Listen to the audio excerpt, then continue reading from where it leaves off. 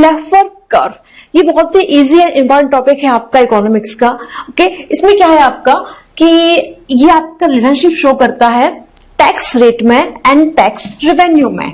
Okay, government आपके multiple types के taxes लगाती है, लाइक आपका corporation tax, income tax, service tax, आपका जीएसटी, एक्साइज ड्यूटी, तो उनकी सबकी क्या होती है, एक रेट होती है। ओके, एंड गवर्नमेंट को क्या होता है कि टैक्सेस के through, direct tax, indirect taxes के थ्रू उनको बहुत सारा रेवेन्यू कलेक्शन होता है।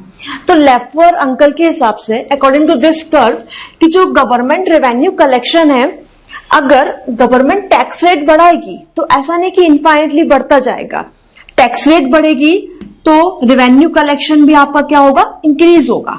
ओके, बट एक लिमिट तक ही इंक्रीज होगा। उस लिमिट के बियॉन्ड क्या होगा कि पब्लिक जो है वो टैक्स इवेजन स्टार्ट कर देगी। टैक्स इवेजन क्या होता है आपका कि इलीगल मीन्स यूज करना, ओके, ब्लैक मनी, ओके, हवाला, ऐसी चीजें यूज करके टैक्स को अवॉइड करना, टैक्स की चोरी करना। ओके, तो इसके बियॉन्ड पब्लिक क्या करेगी, टैक्स इवेजन स्टार्ट कर देगी। लोग कंट्री भी छोड़ देते हैं, दूसरे कंट्री की सिटीजनशिप ले लेते हैं।